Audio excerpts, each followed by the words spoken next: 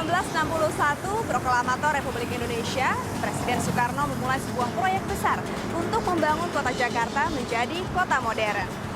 Proyek itu dimulai dengan pembangunan jembatan Semanggi ini, yang kala itu merupakan terobosan untuk mengatur lalu lintas kota Jakarta. Dalam program Mega Proyek Bung Karno kali ini, saya akan mengajak Anda untuk mengunjungi monumen-monumen yang dibangun oleh Soekarno untuk kota Jakarta.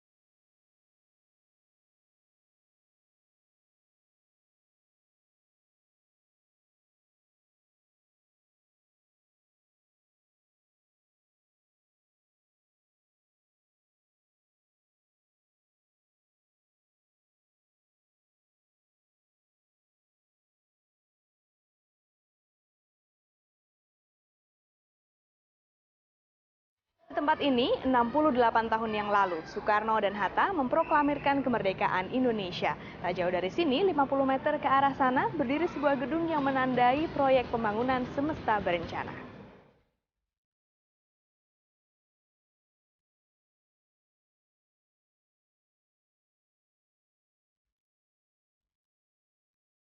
Di gedung yang dibangun oleh arsitek Frederick Silaban ini, dipamerkan beragam maket dan gambar arsitektur impian kota Jakarta. Gedung Pola Pameran Pembangunan Nasional yang berarsitektur modernis ini berdiri di atas lahan bersejarah. Soekarno sengaja merubuhkan rumah proklamasi dan membangun gedung baru sebagai simbol bangsa Indonesia yang sedang menapak ke depan.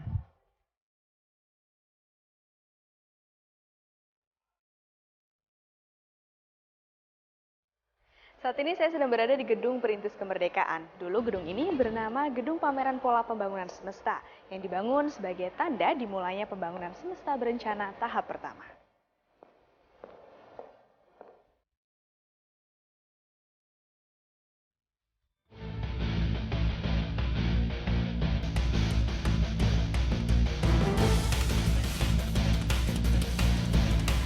Pembangunan Monumen Nasional dimulai 16 tahun setelah kemerdekaan Indonesia, tepatnya pada tanggal 17 Agustus 1961.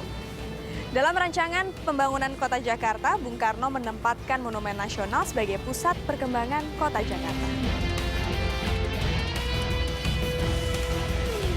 Monumen Nasional adalah perwujudan cita-cita Soekarno yang ingin membangun Monumen Nasional setara Menara Eiffel tepat di depan Istana Negara. Rancangan pertama monumen dibuat oleh Frederick Silaban dan kemudian dilanjutkan oleh arsitek R.M. Sudarsono.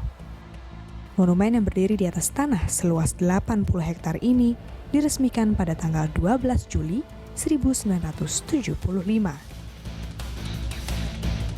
Tak jauh dari Monas, Soekarno mendirikan Masjid Megah untuk mewakili umat Muslim Indonesia.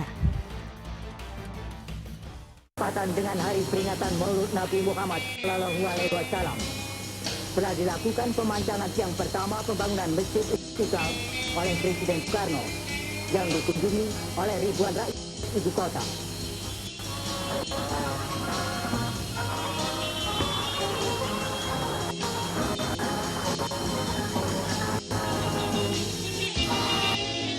Setelah selesai memandu, dihadiri oleh Gubernur Kepala Daerah Jakarta Raya, Dr. Sumarno, wakil Ketua Harian Pengurus Panitia Masjid Istiqlal. Kemudian ikuti oleh para perwakilan asing melakukan pemancangan sidang.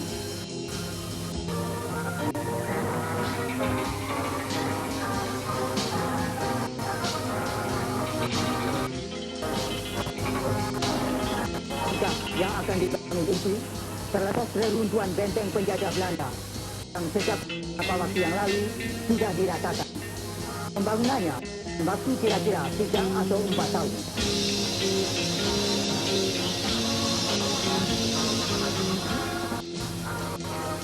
Tadi Joyo Martono dalam mungkin sekali terbesar di seluruh dunia, tetapi yang pasti terbesar di seluruh Asia Tenggara.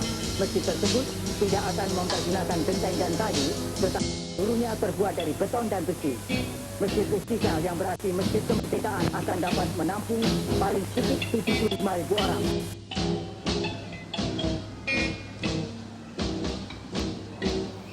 Istiqlal dalam bahasa Arab berarti kebebasan atau kemerdekaan. Masjid Istiqlal mulai dibangun pada tahun 1961. Satu fakta unik tentang Istiqlal, masjid ini dirancang dan dibangun oleh seorang arsitek beragama Kristen, Frederick Silaban.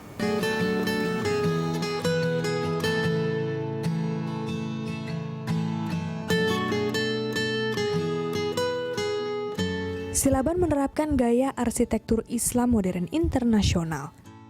Ia menerapkan bentuk-bentuk geometri sederhana seperti kubus, persegi, dan kubah bola dalam ukuran raksasa hingga menimbulkan kesan agung dan monumental.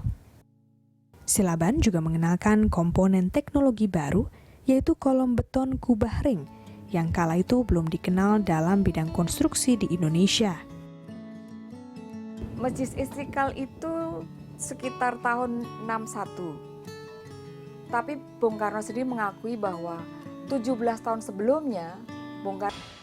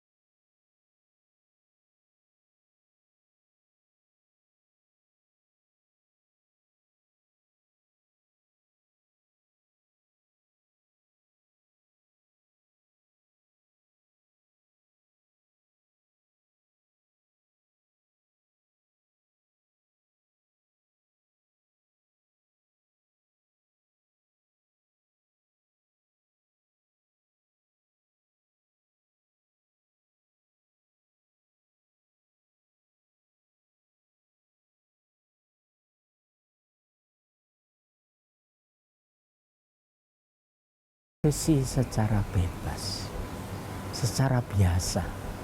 Ternyata Bung Karno itu dari segi humannya cukup menonjol juga.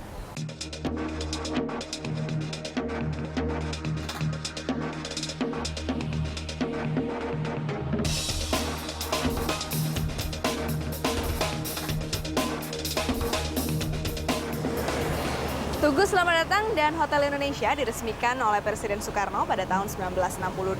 Monumen dan hotel ini dibangun untuk menyambut penyelenggaraan Asian Games keempat di Jakarta.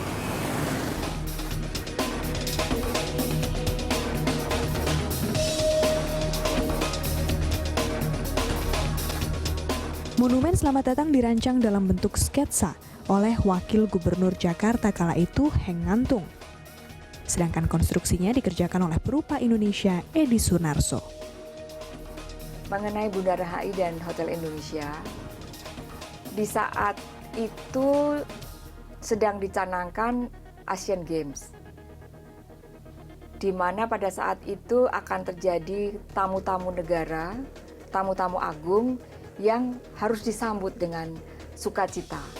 Dan Bung Karno akhirnya memutuskan untuk membuat sebuah hotel untuk memfasilitasi itu dan sebuah tengaran untuk menyambut itu dengan patung Tugu Selamat Datang yang diibaratkan ada dua atau sepasang putra-putri Indonesia dengan riangnya membawa sebuah buket atau karangan bunga yang dilambaikan kepada para pendatang yang datang dari udara. Jadi bandara udara waktu itu di Kemayoran, sehingga pada saat melampaui Hotel Indonesia mereka langsung melihat itu. Di seberang monumen berdiri Hotel Indonesia yang dirancang oleh arsitek Amerika, pasangan Abel dan Wendy Sorensen. Saya akan mengunjungi Hotel Indonesia yang saat ini lebih dikenal dengan nama Hotel Indonesia Kempinski Jakarta. Sebab tempat ini memajang karya seniman-seniman besar Indonesia.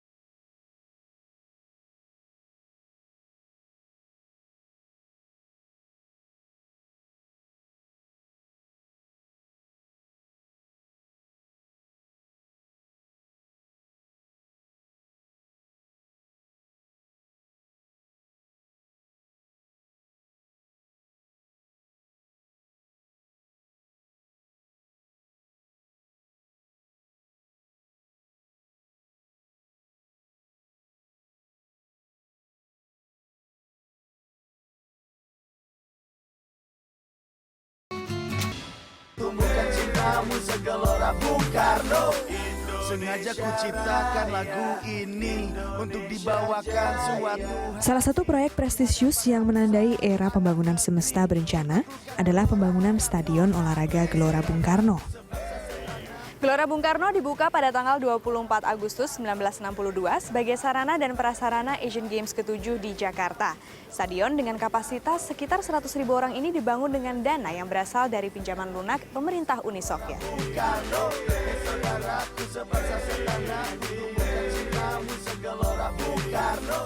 Lihat atap stadion yang berbentuk oval tanpa putus yang dikenal dengan konstruksi temu gelang. Asal Anda tahu, pada tahun 60-an, tempat ini adalah satu-satunya stadion dengan konstruksi temu gelang. Konsep itu merupakan ide Bung Karno agar penonton merasa nyaman dan terlindungi dari panas serta hujan. Proyek pembangunan kota Jakarta sempat menuai kontroversi karena dua hal. Pertama, proyek tersebut menelan biaya yang sangat besar.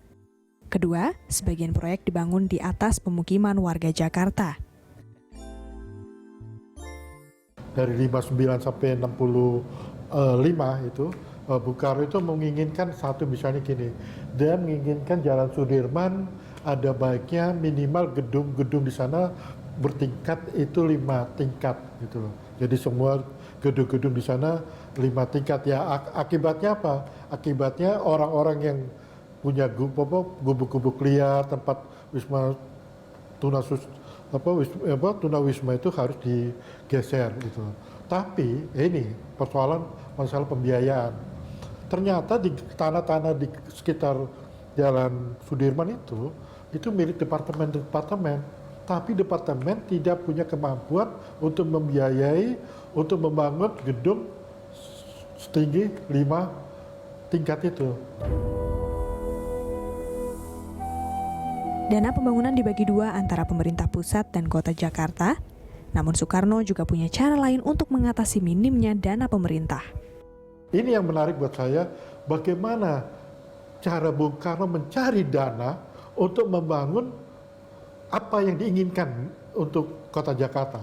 Misalnya gini, hasil pampasan perang dengan Jepang itu dipakai untuk membangun Wisma Nusantara, Hotel Indonesia, Ambarukmo Hotel, Bali Beach itu. Jadi itu ada dana-dana yang dipakai untuk membangun untuk membangun Jakarta ya. Kalau tadi Ambarukmo sama Bali Beach itu di luar, tapi yang di dalam adalah Wisma Nusantara 30 tingkat.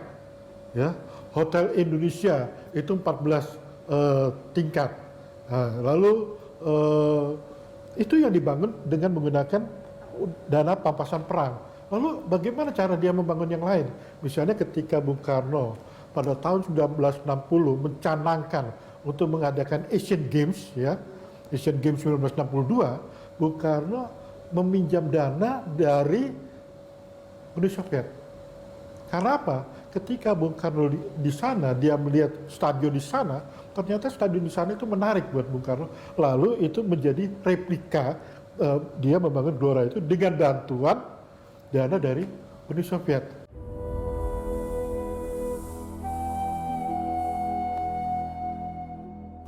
Sejumlah bangunan lain juga didirikan seperti Sumbu Tamrin, Sudirman, Gatot Subroto, Toko Sarinah, Wisma Nusantara, Gedung MPR DPR, dan Jakarta Bypass. Namun, sebagian proyek pembangunan semesta berencana belum rampung saat Soekarno turun dari tampuk kekuasaan, bahkan hingga ia wafat. Setelah sempat terkatung